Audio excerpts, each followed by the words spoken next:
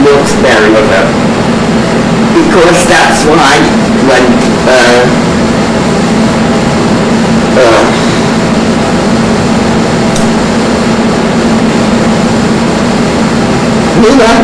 Margaret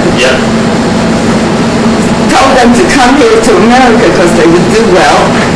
They went to Wilkes-Barre because my grandfather's children, who was old as my grandmother was, lived there. So that's why they went first to Wilkes-Barre. And he never made much of a living as a, and you want just to know this, he didn't make much living as a shoemaker. I told you, he spent most of his time in the shoe. So my grandmother had taken orders. So she did. So make a living for the family. So the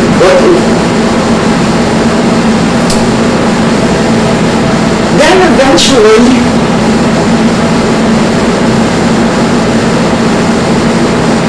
Margaret,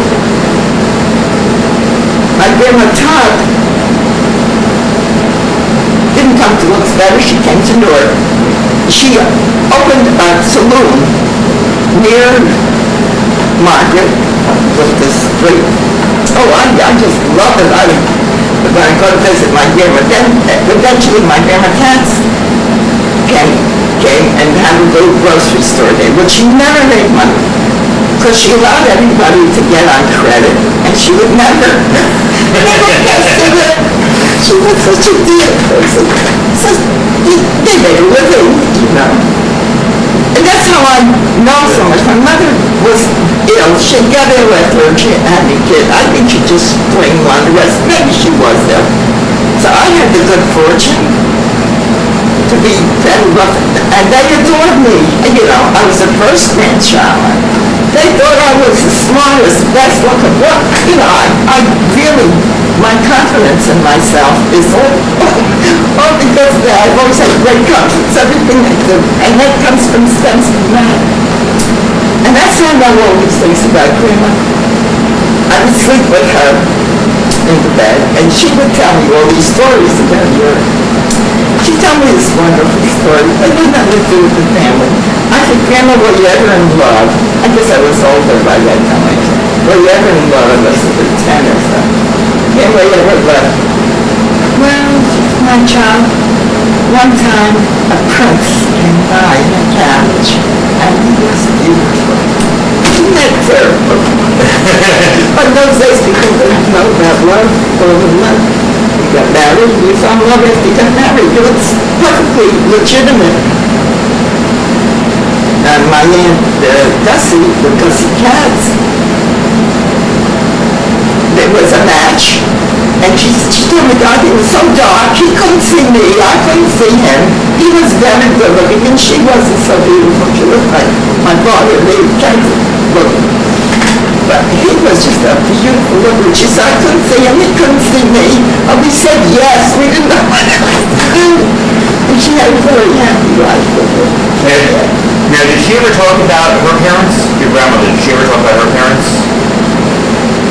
I'm telling you, she told me they died in this, that's all she told me about. That she died when they were around 10 years old. I think Grandma Tuck was probably a little younger than Grandma Katz. Okay. I don't know how much.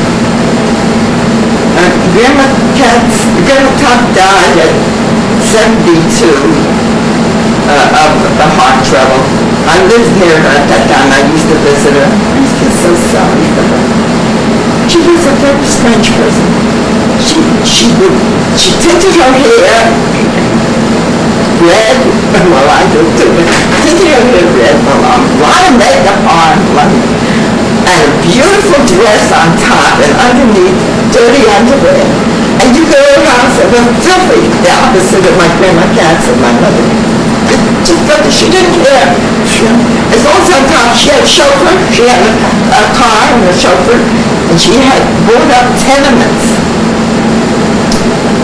And they were about 6 rooms, 6 foot. She divided them into 2 and charged the poor black people, I think it was blacks by that time, or whatever they were. And she made an awful lot of money, awful lot of money. Then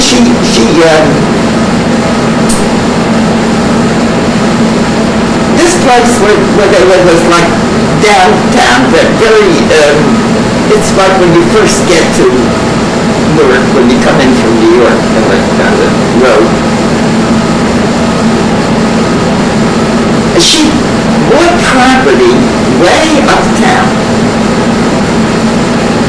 The Zemmels bought property, you probably know this, that became Penn Station. They, I don't tell you. I remember, well, because I taught piano. I started teaching when I was about 15, 14, kids in the neighborhood. So, some Zemmel lived in South Orange. She had a different last name because the woman was a Zemmel. She had 2 boys. I usually didn't teach children if they weren't talented, In fact, if they weren't unmusical, I didn't want people to waste their money. But these people were rich. Yeah. So, I don't know if you know who they were. They lived in South Orange. I used to go and take the bus up to and then walk up to Big Hill, and gorgeous home, and that beautiful dining room, wonderful kid. My mother bought me a naughty walnut baby grand. It was just beautiful when I was 16. But this was even nicer than my piano. It was a big one, probably like this one. Was it the Aaron Krantz boys? Or what? Aaron Krantz? Maybe.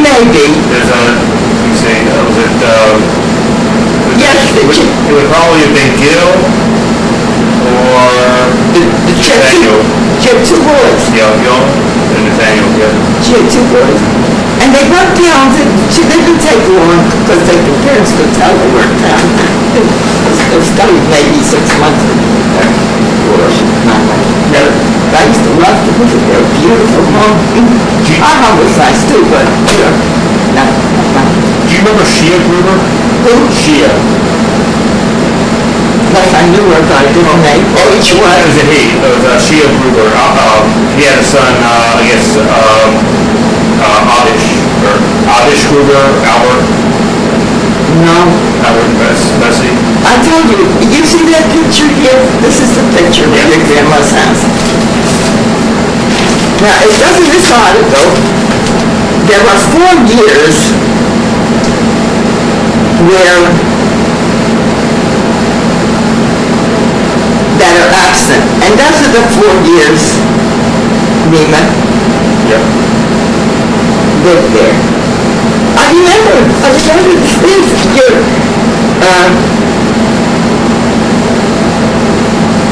I would go, Grandma, Grandma was here. She said, stop, Grandma, Katz was dead. And you got me, Grandma Katz was with me. I must have been 7 close to these years. She lifted me up and I kissed them. And then right away I picked up the 2 boys. One was Gibby and one was Hollis, who became a rabbi. Yeah. So those are 2 kids I played with. I remember, I can't remember Hollis when he was older. I probably saw him when he was older. But this was High Street. Yeah. We lived on Kinney Street, right near the top. And we were blocked up. And then 4 blocks was High and Court Street in North. But this was gorgeous house.